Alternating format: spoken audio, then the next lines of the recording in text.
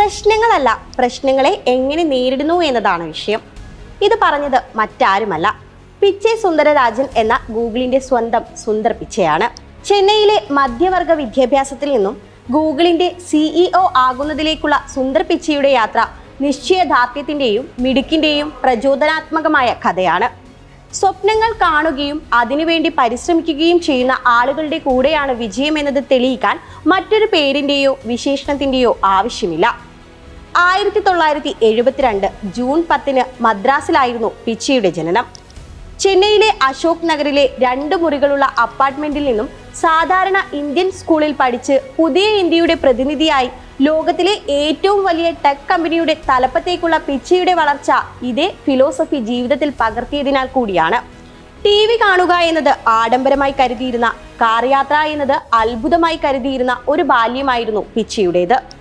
Cricket കളിച്ച് വളർന്ന ഒരു ഇന്ത്യൻ മിഡിൽ ക്ലാസ് കൗമാരം തന്നെയായിരുന്നു ഇദ്ദേഹത്തിനും. സ്കൂൾ വിദ്യാഭ്യാസത്തിന് ശേഷം ഖരഗ്പൂർ IITയിൽ നിന്നും മെറ്റലർജിക്കൽ എഞ്ചിനീയറിംഗിൽ BTech ബിരുദം നേടി. ഇവിടെ വെച്ച് രാജസ്ഥാനിലെ കോട്ടയിൽ നിന്നുള്ള ഹരിയാനി എന്ന അഞ്ജലിയെ കണ്ടുമുട്ടുകയും ഇരുവരും പ്രണയത്തിലാകുകയും വിവാഹം കഴിക്കുകയും ചെയ്തു. പിന്നീട് ഉപരിപഠനത്തിനായി അമേരിക്കയിലേക്ക് പോയ പിച്ചെ സ്റ്റാൻഫോർഡ് സർവകലാശാലയിൽ നിന്നും മെറ്റീരിയൽ സയൻസ് ആൻഡ് എഞ്ചിനീയറിംഗിൽ MS ബിരുദം സ്വന്തമാക്കി. തുടർന്ന് പെൻസിൽവേനിയയിലെ വാർട്ടൺ സ്കൂൾ ഓഫ് ബിസിനസ്സിൽ നിന്നും MBA ബിരുദവും നേടി. 2004 പിച്ചെ ഗൂഗിളിൽ എത്തുന്നത്. 2008 ഗൂഗിൾ ക്രോം ബ്രൗസർ വികസിപ്പിച്ചെടുത്ത ടീമിലെ പ്രധാന അംഗമായിരുന്നു പിച്ചെ.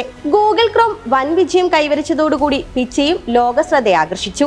തുടർന്ന് Google toolbar, desktop search, Google gears and gadgets എന്നിവ വികസിപ്പിച്ചെടുക്കുന്നതിലും പിച്ചെ നിർണായക പങ്കുവഹിച്ചു. Gmail, Google drive, Google maps എന്നിവ വികസിപ്പിക്കുന്നതിന് മേൽനോട്ടം വഹിച്ചതും പിച്ചയായിരുന്നു. WebM എന്ന വീഡിയോ ഫോർമാറ്റ് രൂപകൽപ്പന ചെയ്തതിലും അദ്ദേഹത്തിന് പങ്കുണ്ട്. 2013 മാർച്ച് 13 ഗൂഗിൾ സേവനങ്ങളുടെ പട്ടികയുടെ കൂട്ടത്തിൽ ആൻഡ്രോയിഡ് ചേർക്കപ്പെട്ടപ്പോൾ തന്റെ കരിയറിലെ മറ്റൊരു മികച്ച സംഭാവനയായി മാറുകയായിരുന്നു അത്.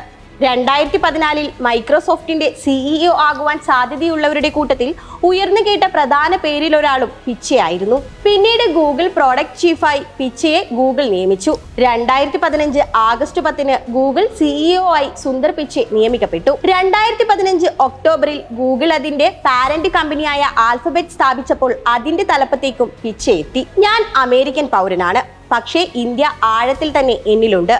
ഞാൻ ആരാണെന്നതിൽ വലിയൊരു ഭാഗം അതാണ് എന്ന് അദ്ദേഹം ഒരിക്കൽ പറഞ്ഞു. അതുകൊണ്ട് തന്നെയാകും രാജ്യത്തിന്റെ ഡിജിറ്റൽ മേഖലയുടെ വളർച്ചയെ സഹായിക്കുന്ന നിരവധി കാര്യങ്ങളും അദ്ദേഹം കൊണ്ടുവന്നു. ഇതിലൊന്നാണ് പിച്ചയുടെ കാലത്ത് തന്നെ ഗൂഗിൾ ഇന്ത്യയിൽ ആരംഭിച്ച റെയിൽവേ സ്റ്റേഷനുകളിലെ ഫ്രീ വൈഫൈ സംവിധാനം. റെയിൽവേയുമായി ചേർന്ന ഈ പദ്ധതിയുടെ ആദ്യകാല സാങ്കേതിക പങ്കാളി ഗൂഗിൾ ആയിരുന്നു. $10 ബില്യൺ ചിലവിട്ട് നടത്തുന്ന ഇന്ത്യൻ ഡിജിറ്റലൈസേഷൻ ദൗത്യത്തിലും ഗൂഗിൾ പങ്കാളിയായിട്ടുണ്ട്. ഉറച്ച അഭിലാഷത്തിന്റെയും സമർപ്പണത്തിന്റെയും പുതുമയുടെയും പ്രചോദനാത്മകമായ കഥയാണ് പിച്ചയുടെ യാത്ര. ഗൂഗിളിനെ ഭാവിയിലേക്ക് നയിക്കാൻ പിച്ചെ പരിശ്രമിക്കുമ്പോൾ പിച്ചയുടെ കഥ ലോകമെമ്പാടുമുള്ള സംരംഭകർക്ക് പ്രചോദനമായി മാറുകയാണ്.